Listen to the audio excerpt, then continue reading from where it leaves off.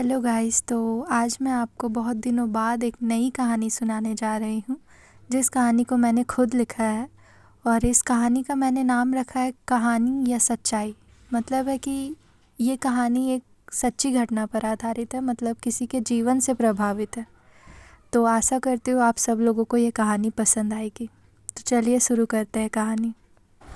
तो ये कहानी है उस समय की जब लड़का लड़की सीधे शादी में ही एक दूसरे को देखते थे। आज की कहानी के हमारे नायक है केशव प्रसाद, जिनकी शादी होने वाली है। 26 वर्ष के केशव प्रसाद की शादी महज 12 वर्ष की रोहिणी के साथ तय हुई थी।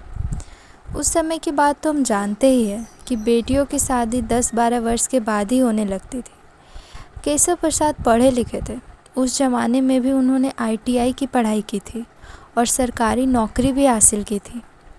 वहीं उनकी होने वाली पत्नी रोहिणी देवी पढ़ी लिखी नहीं थी, पर घर के सारे काम जानती थी। और लड़कियों से यही तो उम्मीद होती है कि घर का चूल्हा चौका वो अपने मायके से सीख के आए। तो अपने कहानी से ना भटकते हुए हम आपको ले चलते हैं केशव प्रसाद के शुभ विवाह में। शादी बिहार के किसी गांव में हो रही थी। कुछ लोग मंडप में भीड़ जमा कर बैठे हैं, तो कुछ लोग भीड़ में किसी तरह खाना मिलने का इंतज़ार कर रहे हैं। जैसे तैसे शादी हो ही गई और अब केशव प्रसाद और उनके परिवार वाले वापस लौट रहे थे, पर बिना दुल्हन के, क्योंकि दुल्हन अब 3 साल बाद आने वाली थी। अरे कुछ लड़ाई झगड़ा नहीं हुआ था, बस यही नियम थी वहाँ की। केशव प्रसाद एक बार भी अपनी पत्नी से बात नहीं कर पाए थे। शादी के भीड़ भाड़ में मौका ही कहाँ मिला था, और अब वापस से वह घर में थे, अकेले। घर में परिवार के नाम पर बस उनकी माताजी और एक छोटा भाई महेश प्रसाद थे। दोनों भाई एकदम एक दूसरे के विपरीत थे। जहाँ बड़ा भाई यानी कि केशव प्रसाद पढ़े लिखे नौकरी पेशा थे, वहीं छोटा भाई बेरोजगार और नशे में धुत रहने वाला। केशव प्रसाद के पिताजी का देहांत बहुत पहले ही हो गया था, जब वह केवल 12 वर्ष के थे। उस वक्त अपने ही चाचा जी ने सारी ज़मीन हड़प ली और यहाँ तक कि केशव प्रसाद के माता जी पे भी बहुत अत्याचार किए। उस वक्त मदद किया तो बस केशव प्रसाद के मामा जी ने। उनके महीने का राशन चलाने से लेकर कपड़े लेना हो या कोई भी ज़रूरत पूरी करनी हो, उनके मामा जी ने ही सब किया। जहाँ एक भाई घर उजाड़ने की कोशिश कर रहा था, तो वहीं दूसरा भाई घर बसाने की। इन्हीं सारी मुश्किलों के बीच केशव प्रसाद जी ने अपनी पढ़ाई पूरी की और उसी पढ़ाई से एक नौकरी भी ले ली। घर की हालत काफ़ी सुधरने लगे थे, पर जिन हालातों से केशव प्रसाद और उनके परिवार वाले गुजरे थे, वो बहुत ही दर्दनीय था। नौकरी लेने के बाद उन्हें लगा सब ठीक हो जाएगा, पर यह ज़्यादा समय के लिए नहीं था। शादी होने के बाद केशव प्रसाद अपना घर बनवाना चाहते थे। पहले जिस घर में वो रहते थे, उसकी हालत बहुत ख़राब हो चुकी थी। उन्होंने उस घर को तोड़कर नया घर बनाने की सोची। उस वक्त कहने को तो उन्होंने नया घर बनवाया, पर वही मिट्टी की छप्पर वाली घर। पर घर काफ़ी मजबूत थी। उनके घर में एक कमरा, एक रसोई घर और एक छोटा सा बरामदा था।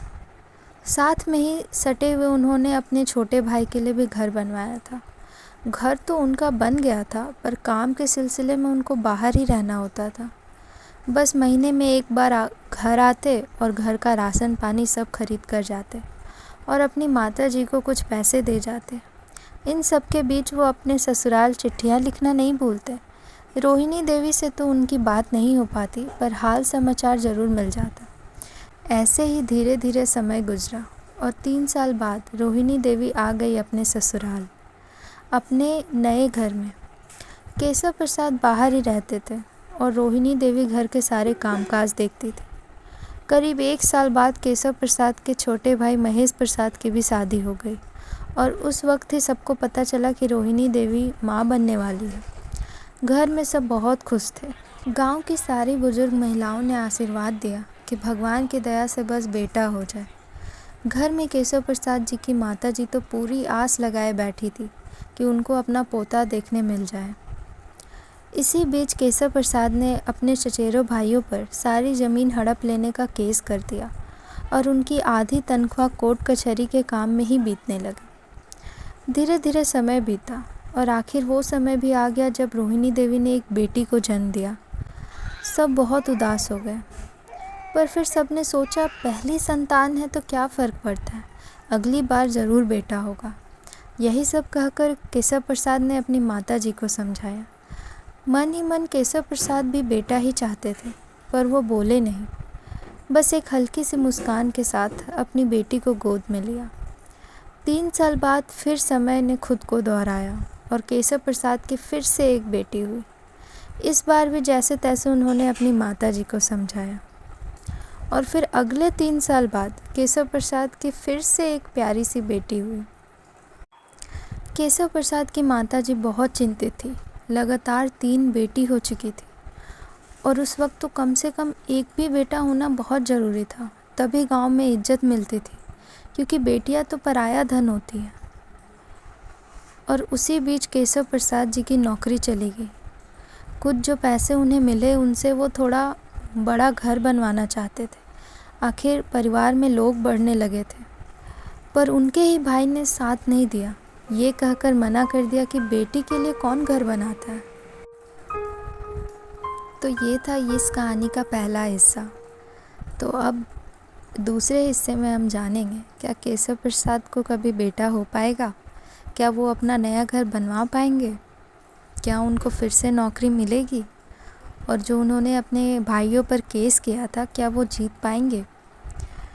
तो इस कहानी का आगे हिस्सा सुनने के लिए मेरे चैनल को सब्सक्राइब करें और ये कहानी अच्छी लगी हो तो लाइक करें।